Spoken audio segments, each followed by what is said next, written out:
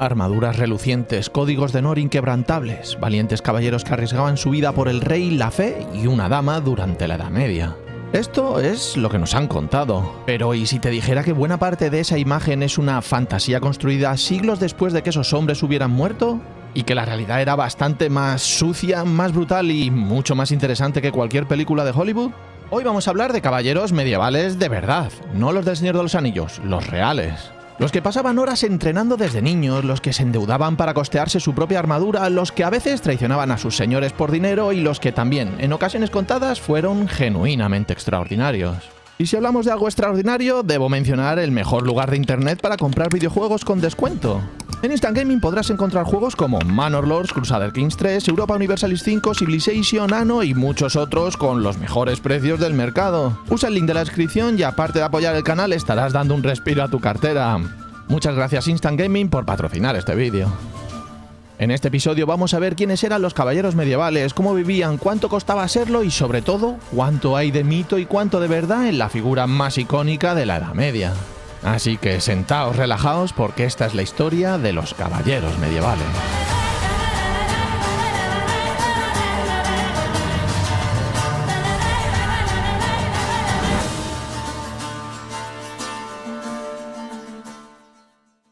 Muy buenas a todos, soy Escocés y para entender a los caballeros medievales tenemos que situarnos en el contexto histórico adecuado y retroceder hasta uno de los momentos más caóticos de la historia de la Europa occidental.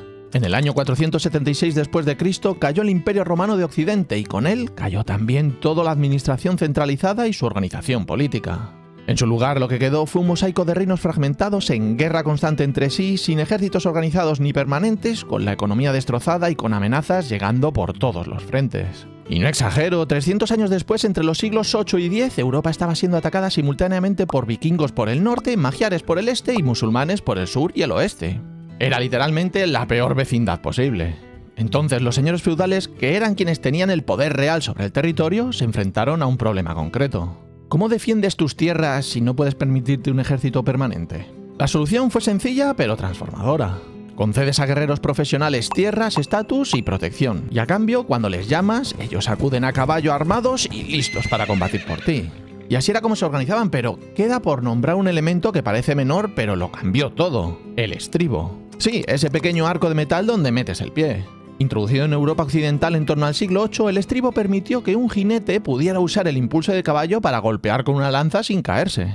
De repente, un hombre a caballo con lanza, escudo y armadura se convirtió en una máquina de guerra casi imparable. El historiador Lynn White Jr. popularizó la tesis de que el estribo fue literalmente el catalizador de la caballería medieval como institución. Aunque otros historiadores matizaron su argumento, el consenso es claro: la caballería pesada cambió para siempre la táctica militar europea. Y fue bajo Carlomagno, en el Imperio Carolingio, durante los siglos 8 y 9, cuando este modelo se institucionalizó.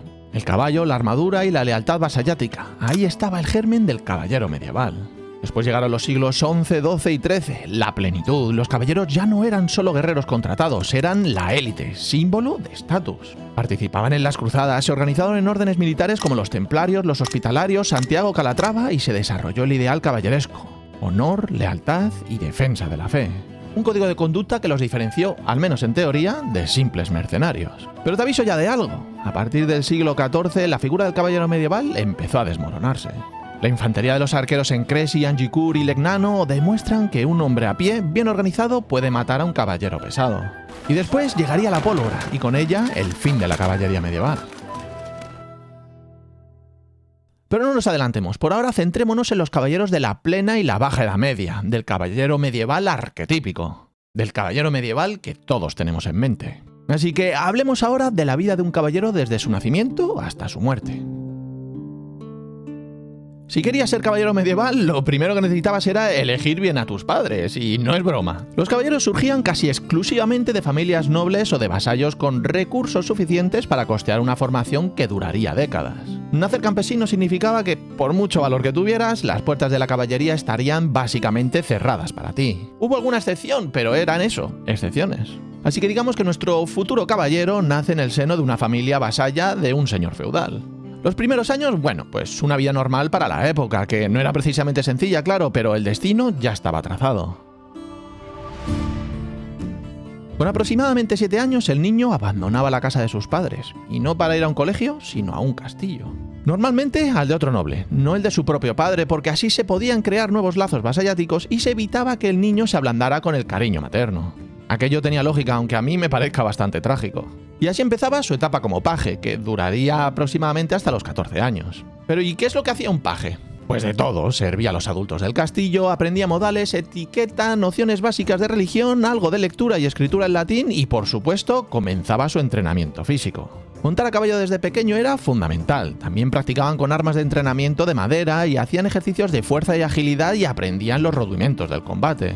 Según estimaciones de historiadores medievalistas como David Crouch en su obra The Birth of Nobility, un paje dedicaba entre 4 y 6 horas diarias a actividades físicas y de servicio, además de las obligaciones religiosas y de aprendizaje. Ahí es nada, que te recuerdo que un paje tenía entre 7 y 14 años. Con 14 años, si el paje había demostrado aptitudes y carácter, ascendía a escudero. Esta etapa duraba hasta los 21 años aproximadamente, aunque podía alargarse más en el tiempo si el señor no consideraba que el muchacho estuviese listo. Y servir aquí significaba cosas muy concretas. Limpiar y mantener su armadura, que a finales de la Edad Media pesaba entre 15 y 25 kilos y tenía cientos de piezas, cuidar de su caballo, llevar sus armas en campaña y acompañarle en combate real. Porque sí, los escuderos iban a la guerra, estaban en el campo de batalla, no en primera línea necesariamente, pero sí expuestos al caos y la violencia de la guerra medieval. Y mientras tanto, el entrenamiento se intensificaba. Estamos hablando de entre 6 y 8 horas diarias de práctica de combate. Esgrima, lanza, escudo, lucha cuerpo a cuerpo, estrategia, equitación avanzada, participación en justas de práctica y todo esto con el equipamiento cada vez más cercano al real. Si lo pensamos bien, el sistema de formación caballeresco era, en esencia, el primer sistema de residencia especializada y mentorship intensivo de la historia occidental. Brutal, sí, pero también increíblemente efectivo para producir guerreros de élite. Tras años de entrenamiento, servicio y demostración de valor, el escudero ya estaba listo para convertirse en caballero. Y la ceremonia que lo hacía posible era una de las más ricas y simbólicas de toda la Edad Media. Lo primero era la preparación espiritual. Desde los siglos XI y XII la investidura tenía un fuerte componente religioso que la elevaba por encima de una simple ceremonia militar. El aspirante se bañaba primero, un acto de purificación simbólica. Después era vestido con ropa blanca, pasaba la noche en vela, la llamada vigilia de armas, en una capilla, en oración y meditación solo ante Dios y sus pecados. Al amanecer confesaba y comulgaba. El mensaje era claro, convertirse en caballero no era solo un ascenso social o militar, era una vocación cristiana, una responsabilidad moral ante Dios. Después se pasaba a la entrega de armas. Esta ceremonia pública era el corazón del ritual. El aspirante se arrodillaba ante su señor o ante un rey. Se le colocaban las espuelas doradas, símbolo definitorio de la caballería, de ahí la expresión ganar las espuelas, y aquí recibía la espada bendecida por un sacerdote, y entonces llegaba el momento culminante. El señor le propinaba un golpe seco con la palma de la mano o con la hoja plana de la espada en el hombro o en el cuello. Este gesto se llamaba espaldarazo o en francés accolade. La teoría más extendida es que era el último golpe que un caballero podía recibir sin estar obligado a responder. Un símbolo de que desde ese momento cualquier afrenta debía ser respondida con honor. Y finalmente, el nuevo caballero prestaba juramento. No había un texto universal único, variaba según el reino, la época y el señor, pero el fondo era común. Prometo lealtad a mi señor, defender la santa fe cristiana, proteger los débiles y los indefensos y actuar siempre con honor y valentía. Un ejemplo documentado de la tradición peninsular cristiana lo encontramos en la obra legislativa de Alfonso X de Castilla el Sabio, quien en sus 7 partidas, su monumental código jurídico del siglo XIII, dedicó toda la segunda partida a regular la caballería. En ella estableció que el caballero debía jurar: guardar su señor es su tierra en los que ella viven, con explícita mención a la defensa de viudas, huérfanos y pobres. En el ámbito de la Inglaterra medieval y la francesa, los documentos de la época aluden a juramentos de fidelidad feudal similares, pero con matices. El historiador Maurice King, en su obra fundamental Chivalry de 1984, señala que en la tradición francesa el componente de cortesía y amor cortés tomaba más peso, mientras que en los reinos ibéricos, en plena reconquista, el componente religioso y militar era absolutamente dominante. Pero, ¿y quién podía armar caballero a alguien? Pues un rey, un gran noble o un señor feudal podían hacerlo, pero también en medio de una batalla cualquier caballero podía investir a otro. Era un recurso habitual cuando alguien demostraba valor excepcional en combate. El general que te investía después de una carga de caballería sobre el campo de batalla, eso tenía un peso simbólico brutal. Y hay otra diferencia muy interesante entre la península ibérica y el resto de Europa.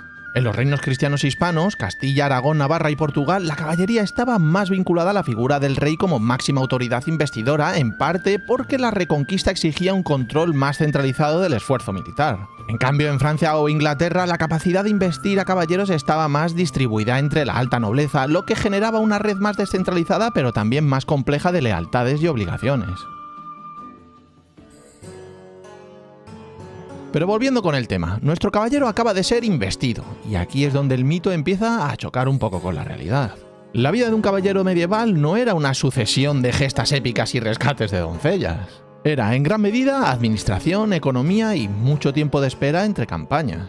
Los periodos de guerra abierta no eran permanentes y cuando no había guerra, ¿qué hacía un caballero? Pues veamos, si poseía tierras, las administraba, gestionaba a sus campesinos, resolvía disputas y supervisaba las cosechas. Y si no tenía tierras, pues permanecía al servicio de su señor en el castillo o buscando trabajo en torneos. Y por supuesto su entrenamiento continuaba, si bien no con la misma intensidad que en su etapa de escudero, sí de forma regular. Un caballero que dejaba de entrenar perdía sus habilidades con rapidez y en un mundo donde la supervivencia dependía de ellas, esto era literalmente mortal.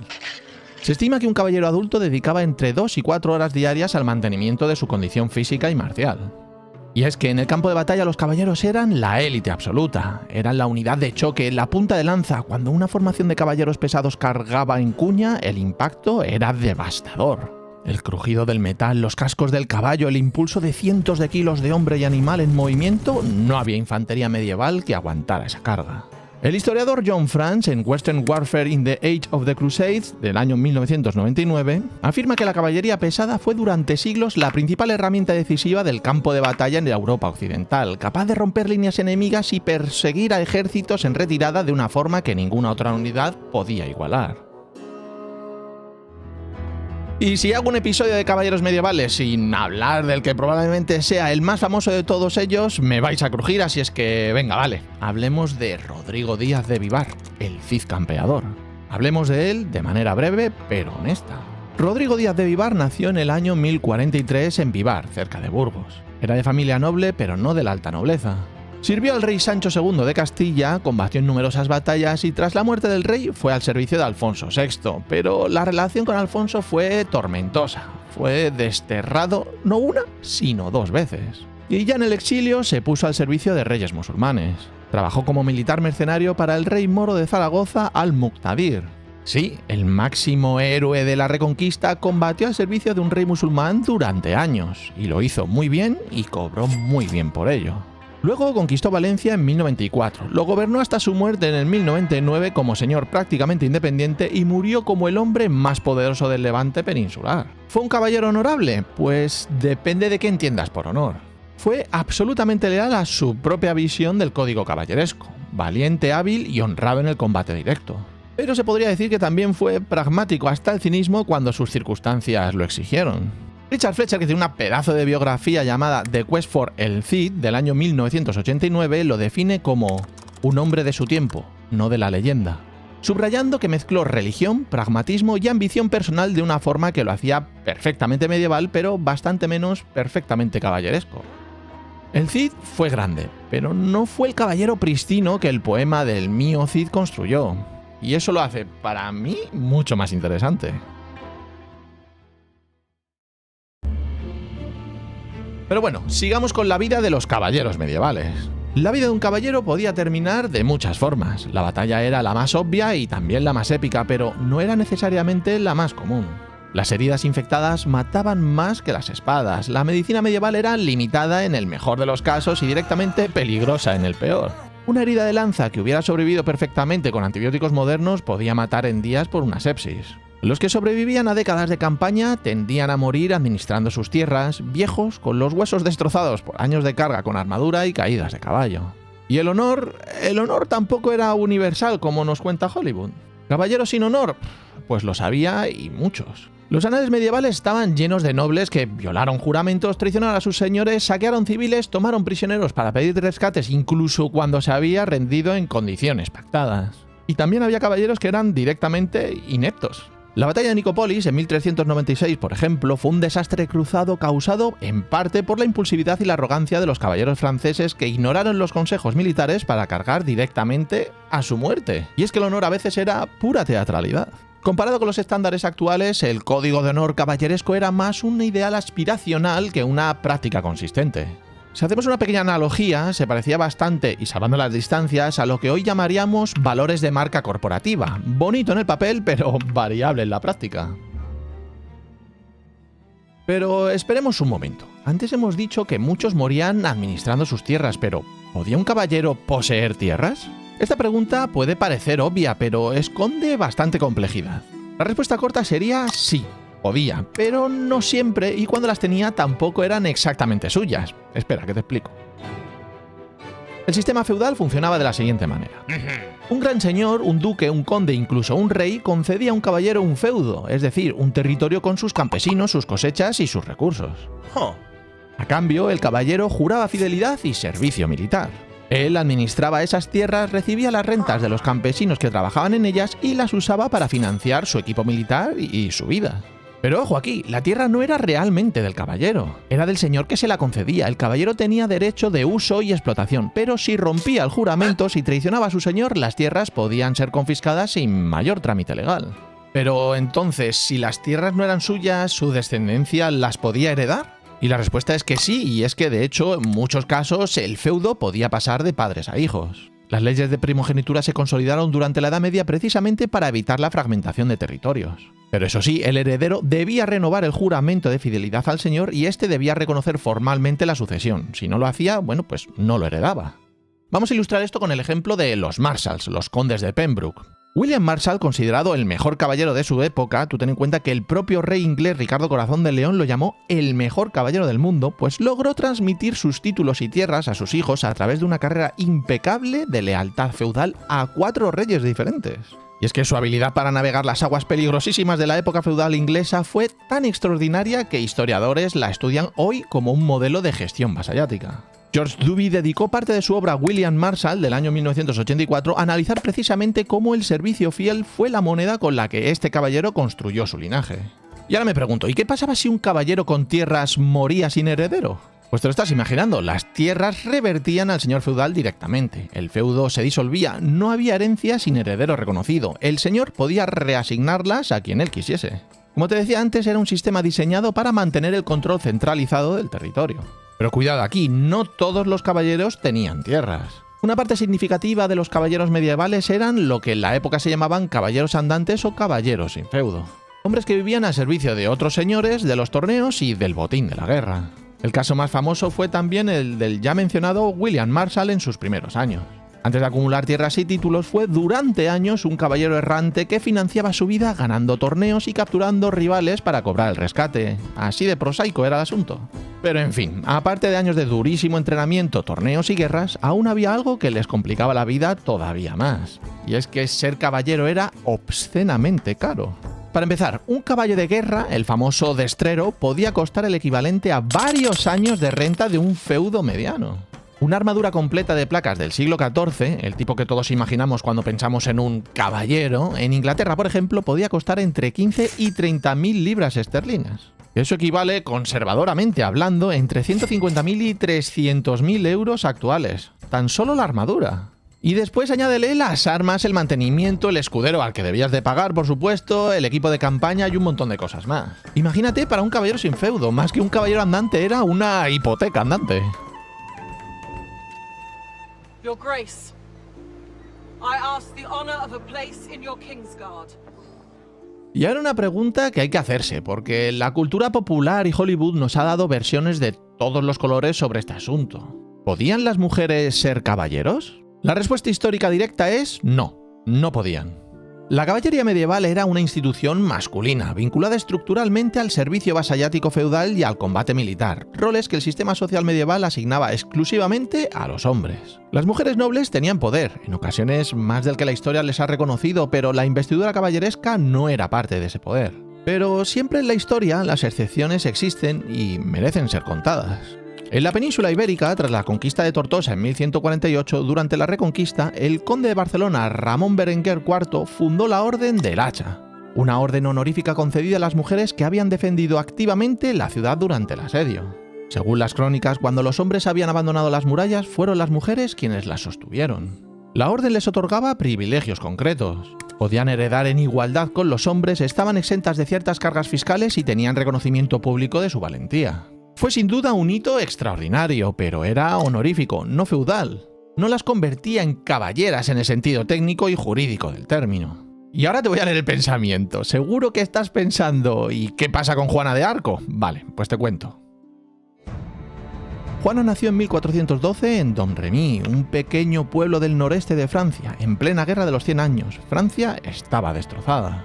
Los ingleses y sus aliados borgoñeses controlaban gran parte del territorio, incluida París. El rey legítimo, Carlos VII, era un monarca débil y sin coronar, encerrado en su corte de Chinon. Y entonces apareció esta muchacha campesina de 16 años diciendo que santos y arcángeles le hablaban y que Dios la había enviado para salvar Francia. Y lo increíble de esta historia es que funcionó. En 1429, Juana consiguió convencer al delfín Carlos de que la enviara al frente. Con armadura blanca y estandarte propio, lideró el levantamiento de Orleans, la victoria decisiva que cambió el curso de la guerra.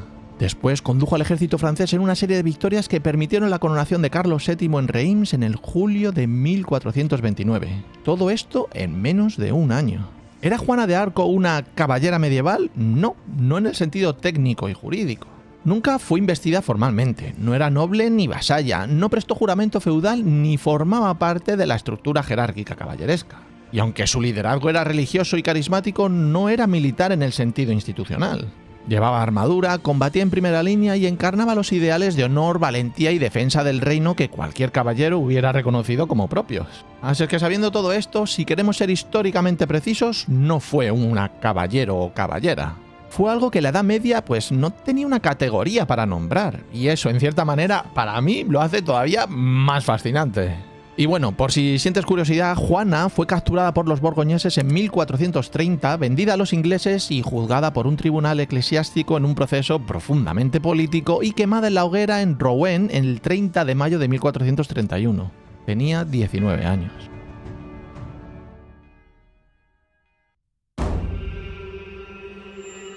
Durante siglos, los caballeros fueron la élite militar indiscutible de la Edad Media. Pero todo lo que sube tiene que bajar, y la caballería no fue una excepción. El primer aviso serio llegó con la Guerra de los 100 años entre Francia e Inglaterra, que se extendió desde 1337 a 1453.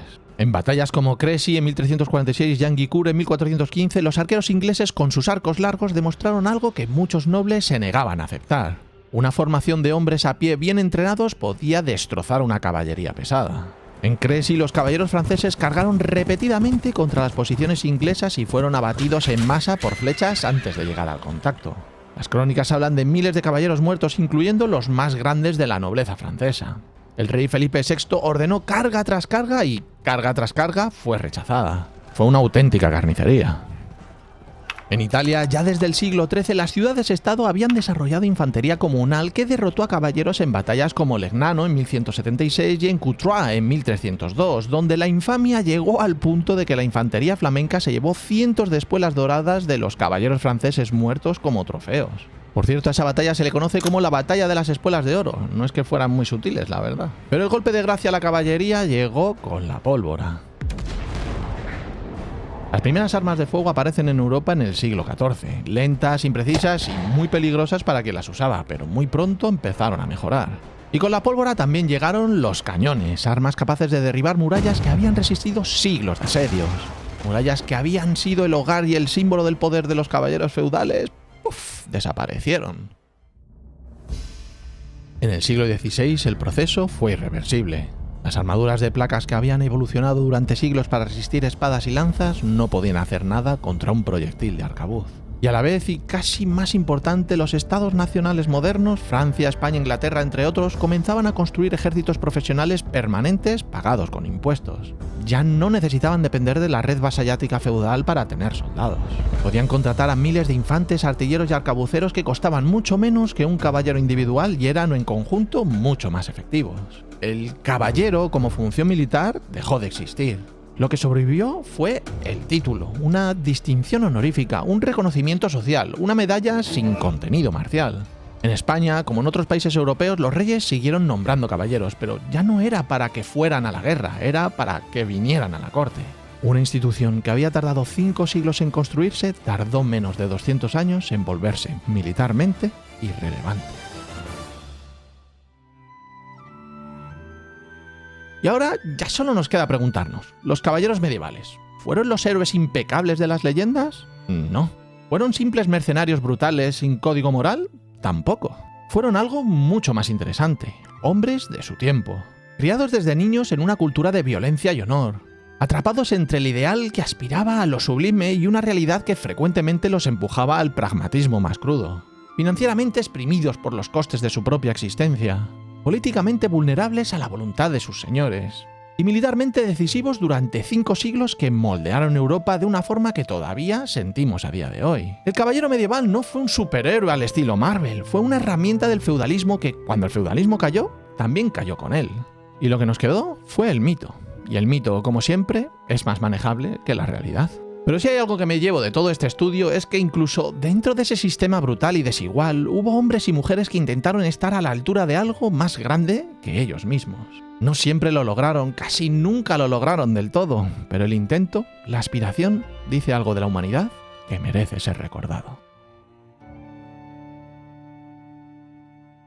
Y ahora, como siempre, la pregunta es para ti. ¿Crees que el ideal caballeresco, ese código de honor, lealtad y protección de los débiles, tiene un equivalente real en la sociedad actual? ¿Cuál fue tu caballero medieval favorito? ¿Qué otros temas de historia te gustaría que tratásemos en el canal? Déjame saber tu respuesta en los comentarios, no olvides dar un like si te ha gustado este episodio y sobre todo, nunca olvides que eres maravilloso.